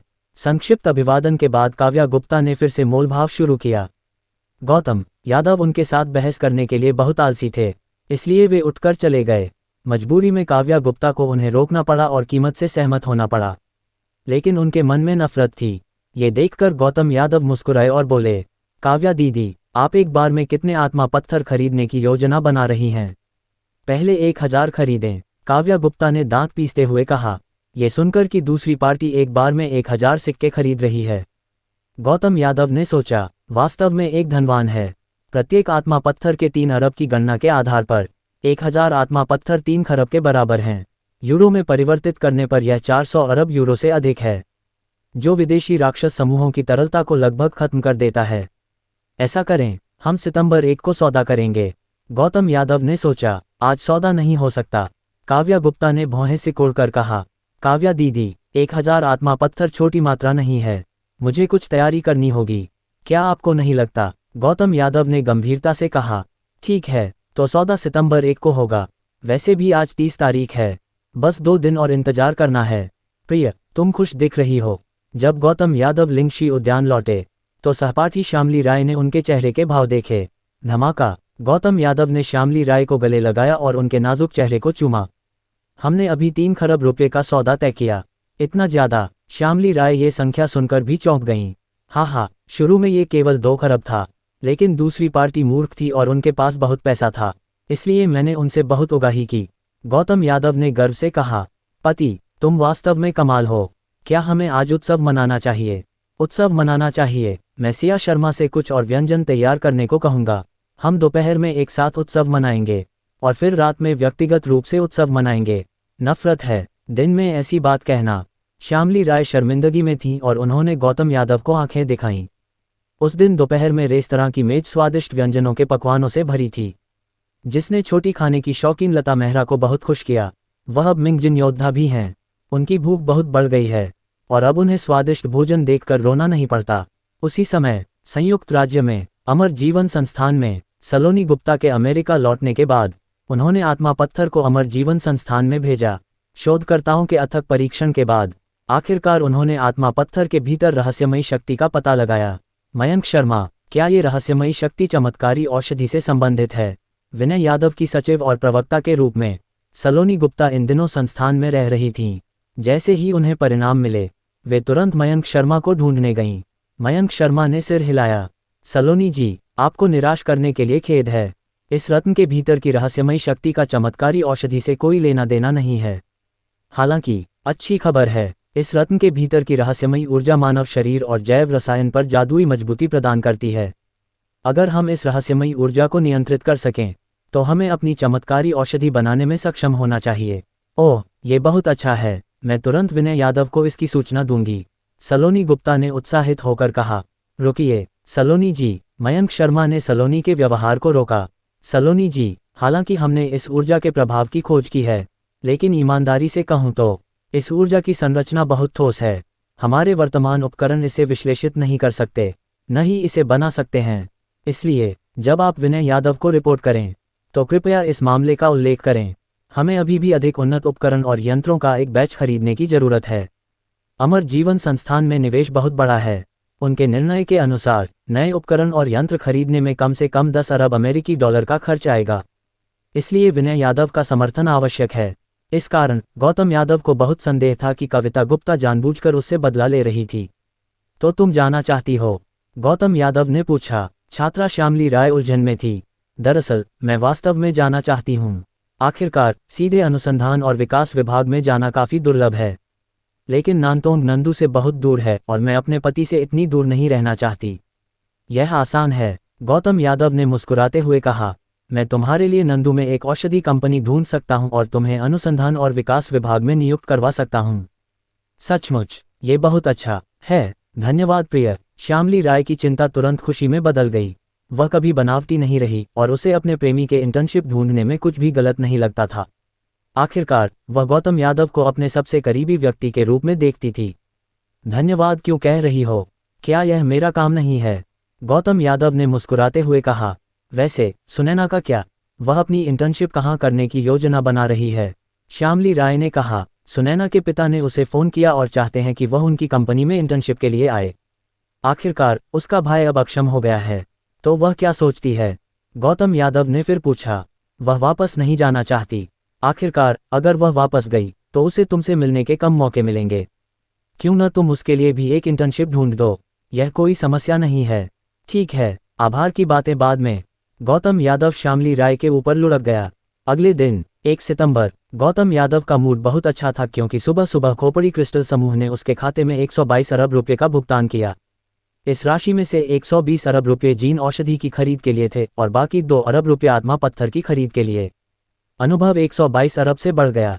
वापसी दोगुनी करने वाले पत्र का उपयोग करने के बाद प्रणाली के रिजर्व फंड में भी 1.22 अरब रुपये की वृद्धि हुई। नाश्ते के बाद लहरी सिंह ने भी उसे 15 अरब रुपये ट्रांसफर किए और वीचैट पर एक मुस्कान वाला इमोजी भेजकर धन्यवाद दिया। इसके अलावा सशस्त्र बल नियंत्रण ब्यूरो के नाम पर सरकार ने उसे 10 अरब रुपये दिए। उन्नयन अनुभव फिर से 25 अरब तक पहुंच गया। खुशी की बातों पर लोग तरोताजा महसूस करते हैं। जब गौतम यादव ने श्यामली राय, सुनैना तिवारी और लता मेहरा को यंगदेव विज्ञान विद्यालय तक पहुंचाया तो काव्या गुप्ता ने फिर से फ़ोन किया और पूछा कि क्या वह लेन देन के लिए उपलब्ध है। गौतम यादव ने स्वाभाविक रूप से सहमति दे दी। फिर वह उस होटल स्वीट की ओर गाड़ी चलाकर गया जहां काव्या गुप्ता थी। गाड़ी से उतरते समय गौतम यादव के हाथ में एक सूटकेस था जिसमें 1000 आत्मा पत्थर थे। काव्या गुप्ता के दरवाजे पर 2 अंगरक्षक थे। गौतम यादव की तेज नज़र से वह स्वाभाविक रूप से बता सकता था कि ये दोनों लोग मास्टर स्तर के क्यूई सन्यासी थे। हालांकि उसे इसकी परवाह नहीं थी। वह सूटकेस लेकर कमरे में घुसा। गौतम यादव के हाथ में सूटकेस देखकर काव्या गुप्ता की नज़र उस पर टिक गई और वह लंबे समय तक हटना नहीं चाहती थी। गौतम यादव ने सूटकेस टेबल पर रखा और खोला। अंदर पड़े हजारों आत्मा पत्थरों को देखकर काव्या गुप्ता की सांसें तेज हो गईं। धम। गौतम यादव ने सूटकेस बंद किया और पूछा, काव्या दीदी, पैसे कहाँ हैं? काव्या गुप्ता ने अनमने ढंग से अपनी नज़र हटाई और गौतम यादव को एक नोट सौंपा। यह एक स्विस बैंक का गुमनाम खाता और पासवर्ड है। तुम इस खाते और पासवर्ड के जरिए फंड। अध्याय 638 फसल का मौसम। स्कूल शुरू होने के करीब आते ही छात्र एक के बाद एक परिसर में लौट रहे हैं। नए छात्र भी पंजीकरण के लिए आ रहे हैं। इस कारण नंदू विश्वविद्यालय का परिसर भी हलचल भरा हो गया है। 31 तारीख की दोपहर गौतम यादव को ललित फुले का फोन आया। उन्होंने बताया कि वह और हर्षविंदर फौजी सहित अन्य लोग स्कूल लौट आए हैं और शाम को एक साथ रात का खाना खाएंगे। गौतम को इस पर कोई आपत्ति नहीं थी। आखिरकार पूरी कक्षा में वह ललित फुले और कुछ अन्य लोगों के सबसे करीब था। ढाबे के अंदर गौतम यादव और उनके 5 दोस्तों के समूह ने अपने गिलास उठाए और एक साथ टकराए। एक बोतल ठंडी बियर पीने के बाद मौजूद 4 लोगों के चेहरों पर ताजगी भरे भाव थे। गौतम यादव को ठंड और गर्मी से कोई फर्क नहीं पड़ता था, इसलिए ठंडी बियर का गिलास पीने के बाद भी उन्हें ज्यादा कुछ महसूस नहीं हुआ। बस हो गया, गोश्त पक गया है, सब जल्दी से खाना शुरू करो, ललित फुले ने आग्रह किया। मौजूद सभी लोग मजबूत और हटे कट्टे थे। एक दूसरे से परिचित होने के कारण वे औपचारिकता नहीं बरतते थे। उन्होंने चॉपस्टिक से पके हुए गोश्त और सब्जियों को पतीले से निकाला, मिर्च से बनी लाल चटनी में लपेटा, मुंह में डाला और चटखारे लेते हुए चबाया। पता नहीं ये गर्मी की वजह से था या मसाले की। बैठक के दौरान सभी ने बार बार गिलास उठाए, लेकिन ज्यादा बातें नहीं की। 20 मिनट से ज्यादा समय बाद सबने खाना लगभग खत्म कर लिया था। ललित फुले ने अपनी बेल्ट ढीली की और मुस्कुराते हुए पूछा, क्या आप लोगों ने इंटर्नशिप ढूंढ ली है? अंतिम वर्ष में प्रवेश करने पर इंटर्नशिप के बारे में सोचना चाहिए। जिनके घर में संपर्क हैं, वे गर्मी की छुट्टियों में पहले से ही इंटर्नशिप ढूंढ लेते हैं। जिनके पास ऐसी सुविधा नहीं है, वे या तो स्कूल द्वारा दी गई नौकरी का इंतजार करते हैं या स्कूल लौटकर धीरे धीरे ढूंढते हैं। मैंने अपनी इंटर्नशिप यूनिट ढूंढ ली है। ये हमारे स्थानीय क्षेत्र में एक छोटा सरकारी उद्यम है, हर्षविंदर फौजी ने कहा। ये सुनकर कि यह सरकारी उद्यम है, गौतम यादव को छोड़कर बाकी सभी ने ईर्ष्या दिखाई। भले ही सरकारी उद्यमों में वेतन थोड़ा कम हो, कल्याणकारी लाभ ज्यादा हैं, जो एक स्थिर आय की गारंटी देता है। हाय, मैंने भी अपने परिवार के संपर्कों पर भरोसा किया, हर्षविंदर फौजी ने विनम्रता से कहा। आप लोगों का क्या? ललित फुले ने कहा। हमारी कक्षा में 10 इंटर्नशिप के स्थान हैं और मुझे एक मिल गया है। मैंने उस कंपनी के बारे में पूछताछ की जहां हमें इंटर्नशिप के लिए जाना है और यह काफ़ी अच्छी है। दुर्भाग्य से ये नंदू में नहीं है। ललित फुले, जो कक्षा का नेता है, काफ़ी प्रतिष्ठित है, इसलिए किसी को भी उनके इंटर्नशिप स्थान पाने पर आपत्ति नहीं होनी चाहिए। अन्य 2 लड़कों में से एक ने एक छोटी या मध्यम आकार की विज्ञापन कंपनी में इंटर्नशिप ढूंढ ली थी। यादव भाई, क्या तुम्हारी चाय कंपनी में अभी लोग चाहिए? मुझे कोई फर्क नहीं पड़ता, भले ही तुम मुझे साफ सफाई का काम दो, मैं कर लूंगा। एक अन्य लड़के ने गौतम यादव की ओर देखते हुए कहा। ठीक है, मैं तुम्हें कंपनी का पता देता हूँ, मैं बाद में वहाँ बात कर लूंगा और तुम सीधे वहाँ जाकर रिपोर्ट कर सकते हो। गौतम यादव ने इस छोटे से उपकार को नकारने से इनकार कर दिया। बहुत बहुत धन्यवाद यादव भाई, मैं तुम्हारे लिए एक गिलास उठाता हूँ। दूसरे ने जल्दी से अपना गिलास उठाकर टोस्ट किया। इतना औपचारिक मत हो। गौतम यादव ने गिलास उठाया और दूसरे के साथ टकराया, फिर गिलास में बची शराब पी ली। यादव भाई बहुत दयालु हैं, मैं सुझाव देता हूं कि हम सभी उनके लिए एक साथ टोस्ट करें। अगर भविष्य में हम कुछ नहीं कर पाए तो हमें यादव भाई पर निर्भर रहना होगा कि वे हमें एक कटोरी चावल दे दें। ये देखकर ललित फुले भी मस्ती में शामिल हो गए। बस करो, गौतम यादव ने मुस्कुराते हुए डांटा। ढाबे का खाना खत्म करने के बाद सब लोग संगीत मंच पर गए और रात के 11 बजे तक वहां रहे। जब गौतम यादव लिंगशी उद्यान लौटा, उसने श्यामली राय और सुनैना तिवारी को रात के खाने से लौटते हुए देखा। रात को श्यामली राय गौतम यादव की बाहों में लेटी थी, अपनी उंगलियों से उसके शरीर पर चित्र बनाते हुए पूछा, प्रिय प्रोफेसर कविता गुप्ता ने मुझे एक इंटर्नशिप की सिफारिश की है, क्या मुझे जाना चाहिए? कौन सी यूनिट? गौतम यादव ने पूछा। श्यामली राय ने कहा, नानतोंग किंग नांग औषधि। ये कंपनी अनुसंधान और विकास पर ज्यादा ध्यान देती है। अगर मैं वहां गई तो मैं सीधे अनुसंधान और विकास विभाग में इंटर्नशिप करूंगी। नानतोंग? गौतम यादव स्तब्ध रह गया। अगर उसे ठीक से याद है तो नानतोंग नंदू से 300 किलोमीटर से ज्यादा दूर है। अगर श्यामली राय वहां इंटर्नशिप के लिए गई तो उसके लिए वापस आना आसान नहीं होगा। लाल सम्राट, बॉस तुम मुझे कम आंक रहे हो, ये बस एक छोटी सी समस्या है। गौतम यादव, चूंकि यह छोटी समस्या है तो इसे जल्दी ठीक करो। लाल सम्राट, ठीक है बॉस। 20 मिनट से ज्यादा समय बाद गौतम यादव नंदू विश्वविद्यालय पहुंचा। गाड़ी से उतरते समय उसने बिंदिया वर्मा को एक BMW 720 से उतरते और चढ़ते देखा। ड्राइवर की सीट पर एक अधेड़ उम्र का आदमी स्पष्ट रूप से दिखाई दे रहा था। इसी तरह दूसरी ओर से भी बिंदिया ने गौतम यादव को देखा, लेकिन गौतम यादव की सुंदरता और अनूठे स्वभाव को देखकर वह थोड़ा स्तब्ध लगी। दूसरे को सिर हिलाकर अभिवादन करते हुए गौतम यादव बड़े कदमों से चला गया। उसे प्रणाली मिले हुए केवल 1 साल से ज़्यादा समय हुआ था, लेकिन बिंदिया वर्मा उसकी स्मृति में एक बहुत दूर की शख्सियत थी। अध्याय 639 स्कूल शुरू होता है। गौतम यादव कक्षा में आए और पाया कि वहाँ काफ़ी चहल पहल थी। आखिरकार पूरी गर्मी के बाद सभी एक दूसरे से नहीं मिले थे। 2 महीने तक एक साथ रहने के बाद सभी अपने करीबी सहपाठियों के साथ गर्मी की छुट्टियों के अनुभव साझा करना चाहते थे। हाय प्रिय, तुम इंटर्नशिप कहाँ करने की योजना बना रहे हो? बैठते ही सुनिधि सक्सेना ने अपना नाजुक हाथ गौतम के हाथ में रख दिया। मैंने अभी तक इसके बारे में नहीं सोचा, तुम्हारा क्या विचार है? गौतम ने पूछा। वह उस नाजुक हाथ से खेल रहे थे जो उनके पास आया था। मेरे पिताजी हॉटपॉट रेस्तरां पर ध्यान दे रहे हैं और इसे सार्वजनिक करने की योजना बना रहे हैं। इसलिए होटल का प्रबंधन ढीला पड़ गया है, जिसके कारण आय में काफ़ी कमी आई है। ये भी संभव है कि प्रबंधन मुनाफा हड़प रहा हो। मेरे पिताजी चाहते हैं कि मैं होटल की गड़बड़ी संभालूं, लेकिन मुझे समझ नहीं आ रहा कि क्या करूं। हालांकि यशवंत जैन ने यामिनी को बचपन से प्रशिक्षित किया था और उस पर उनका प्रभाव था, लेकिन वह अभी पूरी तरह नौसिखिया थी और उसे प्रबंधन का कोई अनुभव नहीं था। अब यशवंत जैन घर के होटल को उसे सौंपने जा रहे थे और वह थोड़ा अपराधबोध महसूस कर रही थी। इसलिए वह गौतम से बात करने आई। उसे उम्मीद थी कि गौतम से कुछ मदद मिलेगी, लेकिन गौतम को भी होटल प्रबंधन का कोई अनुभव नहीं था। इसलिए उन्होंने कहा, ऐसा करते हैं, मैं पहले किसी से तुम्हारे होटल की जांच करवाऊंगा, फिर तुम्हारे लिए एक प्रबंधन योजना बनाऊंगा। प्रिय, तुम बहुत अच्छे हो, धन्यवाद, यामिनी ने उत्साह से कहा। और जब उसने देखा कि कोई उनकी ओर ध्यान नहीं दे रहा था, तो उसने जल्दी से गौतम के चेहरे पर एक चुंबन दे दिया। समय बीतता गया। मायावी कक्षा शिक्षक और सलाहकार फरहान खान एक साथ आए। पहले एक प्रारंभिक बयान दिया गया, फिर इंटर्नशिप के बारे में बात हुई। सबसे पहले स्कूल ने कक्षा को केवल 10 इंटर्नशिप स्थान दिए थे। फरहान खान ने पहले उन छात्रों की गिनती की जिन्होंने गर्मी की छुट्टियों में इंटर्नशिप स्थान ढूंढ लिया था।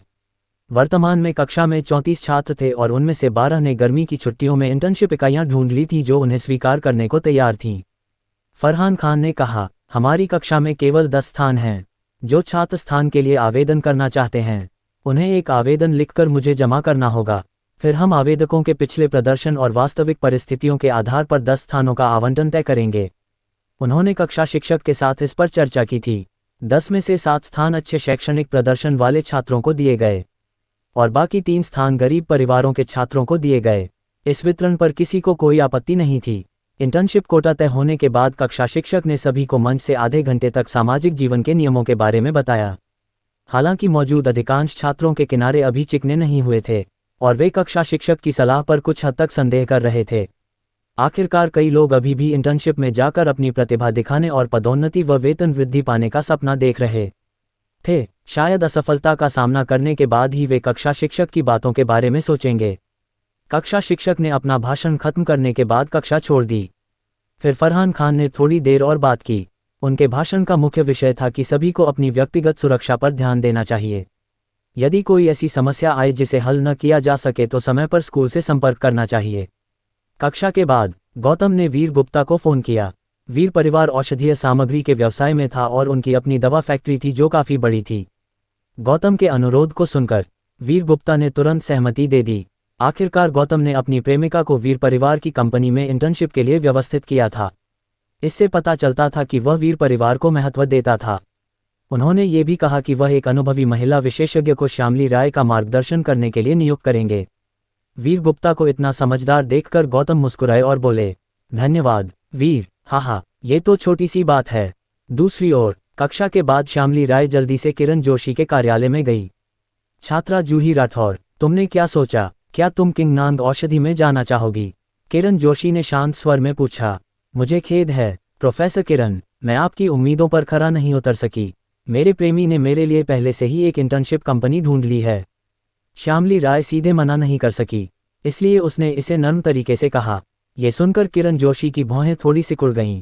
छात्रा जूही राठौर, किंगनांग औषधि का अनुसंधान और विकास विभाग पूरे यंगदेव प्रांत में सर्वश्रेष्ठ में से एक है और उनके पास इंटर्न के लिए बहुत उच्च आवश्यकताएं हैं। क्या तुम वाकई इस अवसर को छोड़ना चाहती हो? श्यामली राय थोड़ा असहज महसूस करने लगी। मुझे खेद है प्रोफेसर किरण, मैं आपकी कृपा का सम्मान नहीं कर पाए। श्यामली राय के रवैये को देखकर प्रोफेसर किरण समझ गईं कि वह किंगनांग औषधि में जाने के लिए दृढ़ थी। इसलिए उन्होंने थोड़ा सोचा और कहा, छात्रा जूही राठौर, क्या मैं पूछ सकती हूँ कि तुम्हारे प्रेमी ने तुम्हारे लिए कौन सी इंटर्नशिप कंपनी ढूंढी है? श्यामली राय ने कहा, उन्होंने मुझे अभी तक नहीं बताया। तुम फोन करके पूछ क्यों नहीं लेती? किरण जोशी ने कहा। अगर उनके द्वारा ढूंढी गई कंपनी किंगनांग औषधि से थोड़ी ही कमतर है तो मुझे कोई आपत्ति नहीं है, लेकिन अगर यह बहुत खराब है तो मैं फिर भी चाहूंगी कि तुम किंगनांग औषधि में जाओ।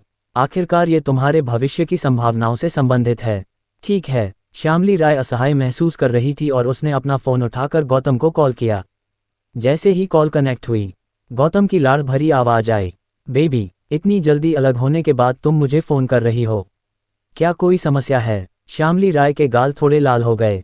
मैं अभी प्रोफेसर किरण के कार्यालय में हूँ। वह अभी भी चाहती हैं कि मैं किंगनांग औषधि में इंटर्नशिप करूँ। वैसे भाई गौतम, तुमने मेरे लिए कौन सी कंपनी ढूंढी है? ये सुनकर गौतम को पता चला कि किरण जोशी की नीयत ठीक नहीं थी। सौभाग्य से उन्होंने पहले ही वीर गुप्ता से बात कर ली थी, इसलिए उन्होंने कहा, मैंने तुम्हारे लिए नंदूनगर में वीवू औषधि में अनुसंधान और विकास विभाग में व्यवस्था की है। ठीक है भाई गौतम, मैं समझ गई। मैं अभी प्रोफेसर किरण को बताती हूँ। फोन काटने के बाद श्यामली राय ने किरण जोशी से कहा, प्रोफेसर किरण, मेरे प्रेमी ने मुझे वीवू औषधि के अनुसंधान और विकास विभाग में नियुक्त किया है। जब किरण जोशी ने सुना कि यह वीवू औषधि है तो उनका चेहरा ठहर गया। किंगनांग औषधि वास्तव में बहुत मजबूत थी, लेकिन वीर परिवार एक युद्ध कला परिवार था और परिवार कई वर्षों से दवा और औषधीय व्यवसाय चला रहा था।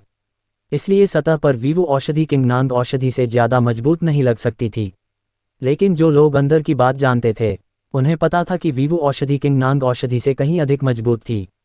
इसलिए ये जानकर कि श्यामली राय वीवू औषधि में इंटर्नशिप के लिए जाएगी, किरण जोशी वास्तव में उसे किंगनांग औषधि में जाने के लिए और मनाने की स्थिति में नहीं थी। यह ऐसा था जैसे कोई तसिंघुआ विश्वविद्यालय में जा सकता हो, लेकिन आप उसे किसी प्रांतीय प्रमुख विश्वविद्यालय में पढ़ने के लिए मजबूर करें। आखिर उनकी नीयत क्या थी? दूसरी ओर फोन काटने के बाद गौतम की आंखें ठंडी हो गईं। किरण जोशी ऐसी थीं, पिछले बार उन्होंने उनकी मदद की थी, लेकिन अब वह उन्हें परेशान करने की कोशिश कर रही थीं। गौतम का स्वभाव ऐसा नहीं था कि वह कोई पुराना हिसाब छोड़ दे, इसलिए वह पहले से ही सोच रहे थे कि किरण जोशी को सबक कैसे सिखाया जाए। भाई गौतम, तुम यहाँ अकेले क्या कर रहे हो? सुनिधि सक्सेना ने गौतम को ढूंढ लिया। कुछ नहीं, बस कुछ सोच रहा था। क्या तुमने कुछ सोचा? लगभग तुमने तो सोच लिया, लेकिन मुझे तुम्हारी याद आ रही थी, सुनिधि ने कुछ नाराजगी के साथ कहा। थोड़ी देर बाद दोनों चुपके से स्कूल से निकल गए और डुप्लेक्स स्वीट में चले गए। कुछ चादरें गीली करने के बाद सुनिधि संतुष्ट चेहरे के साथ गौतम की बाहों में लेट गई। दोपहर में दोनों ने एक साथ दोपहर का भोजन किया। गौतम ने होटल की स्थिति की जांच करने के बहाने लिंगशी उद्यान में वापस जाने का मौका लिया। जहां तक जांच और प्रबंधन योजना तैयार करने की बात थी, गौतम ने इसे सीधे लाल सम्राट को सौंप दिया। अध्याय 640 उद्यमिता और इंटर्नशिप। समझ गया। लिंगशी उद्यान में गौतम यादव ने अपने हाथों को ताली बजाई और किरण जोशी को सबक सिखाने का तरीका सोचा। वास्तव में उसके साथ निपटना काफ़ी आसान है, लेकिन ज़्यादा नहीं करना चाहिए। इसलिए गौतम यादव ने किरण जोशी को परेशान करने का एक तरीका सोचा। उन्होंने चैतन्य शर्मा को फ़ोन करके समझाया। चैतन्य शर्मा गौतम यादव के निर्देशों के अनुसार उम्मीदवारों की तलाश में गए। चैतन्य शर्मा बहुत कुशल थे।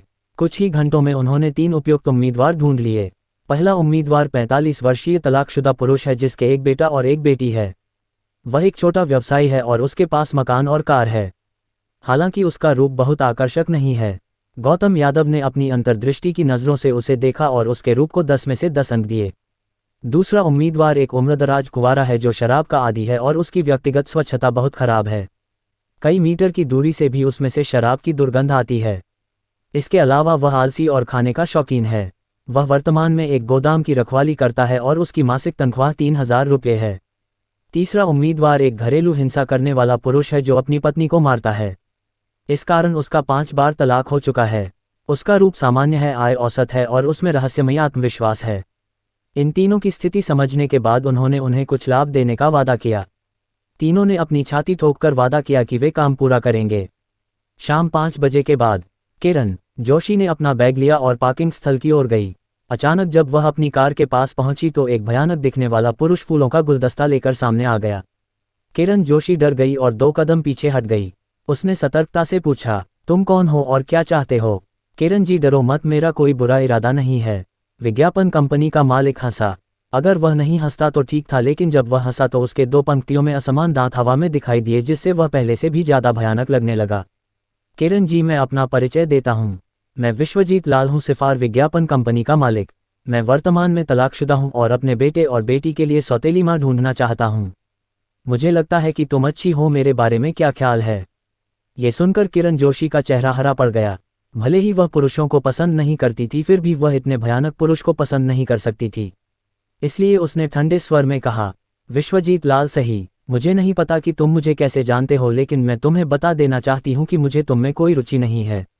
खांस खांस। अचानक विश्वजीत लाल ने 2 बार खांसा और जमीन पर गाढ़ा बलगम थूक दिया। किरण जी, इतना निश्चित मत बोलो। भले ही मैं तलाकशुदा हूँ और थोड़ा सामान्य दिखता हूँ, मेरी स्थिति अच्छी है। तुम विचार करो। उसे केवल 3 दिन तक किरण जोशी को परेशान करना था ताकि 3 लाख रुपये का विज्ञापन बिल मिल सके, इसलिए वह पूरी मेहनत से दूसरों को परेशान करने की कोशिश करता रहा। विश्वजीत लाल का प्रदर्शन देखकर किरण जोशी कांप उठी। वह जल्दी से कार में बैठी कार स्टॉप की और चली गई। सौभाग्य से उसने राहत महसूस की कि विश्वजीत लाल ने उसकी कार नहीं रोकी। लेकिन यह अभी खत्म नहीं हुआ था।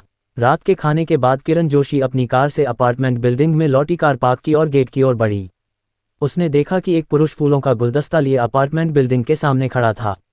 जैसे ही उसने उसे देखा, वह फूलों वाला पुरुष उसकी ओर बड़े कदमों से बढ़ा।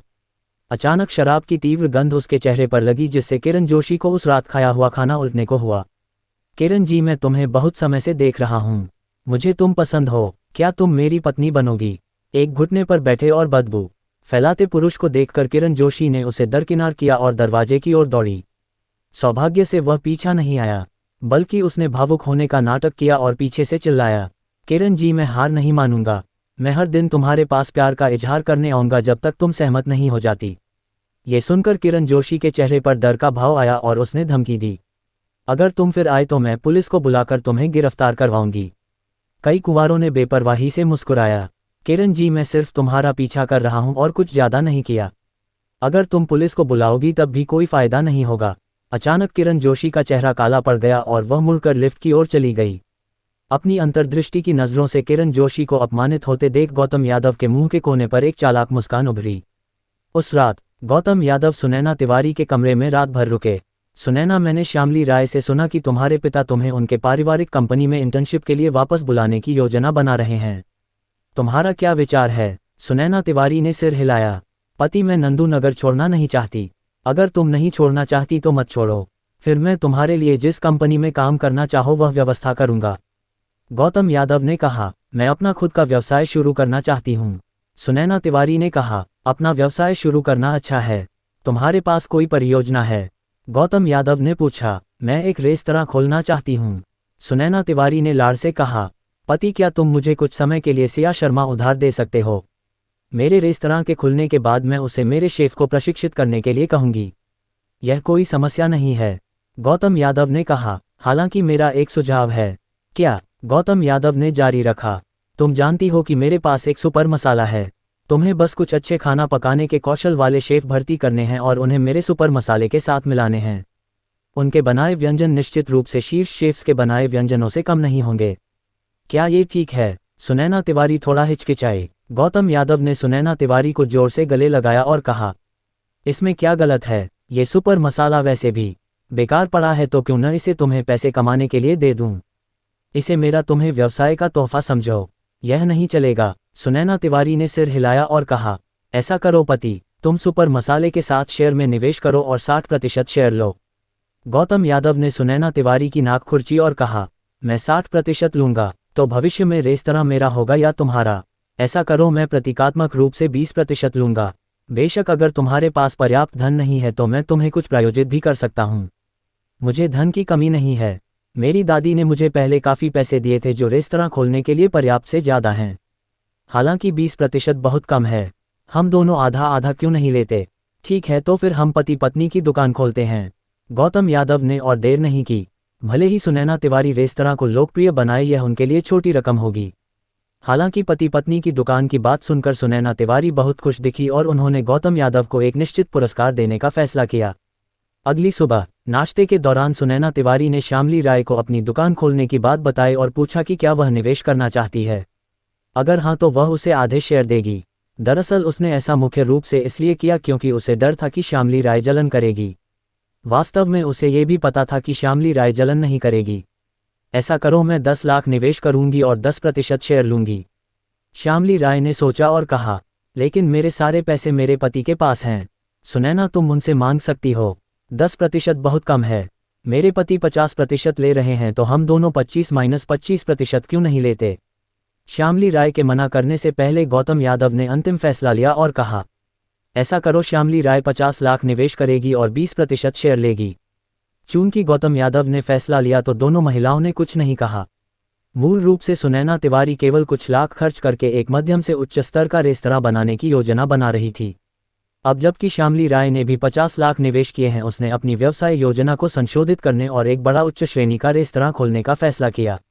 रात के खाने के बाद सुनैना तिवारी घर पर अपनी व्यवसाय योजना पर काम करने के लिए रुकी। गौतम यादव ने श्यामली राय को वीवू औषधि में रिपोर्ट करने के लिए ले गए। रिपोर्टिंग काफी सुचारू रूप से हुई। गौतम यादव और वीर गुप्ता कार्यालय में चाय पी रहे थे, जबकि मानव संसाधन प्रबंधक ने व्यक्तिगत रूप से श्यामली राय को प्रवेश प्रक्रिया पूरी करने के लिए साथ दिया। प्रक्रिया पूरी होने के बाद वीर गुप्ता ने फिर अनुसंधान और विकास विभाग के प्रमुख और एक अनुभवी महिला औषधि विशेषज्ञ को अपने कार्यालय में बुलाया और उन्हें व्यक्तिगत रूप से श्यामली राय से परिचित कराया। इससे दोनों को दिल में ठंडक महसूस हुई और वे सोचने लगे कि भविष्य में श्यामली राय के साथ कैसा व्यवहार करना चाहिए। तो दोस्तों, आज की कहानी यही समाप्त होती है। अगर आपको हमारी कहानी पसंद आई तो लाइक, शेयर और सब्सक्राइब करना ना भूलें। तो मिलते हैं अगली कहानी में। तब तक के लिए अलविदा।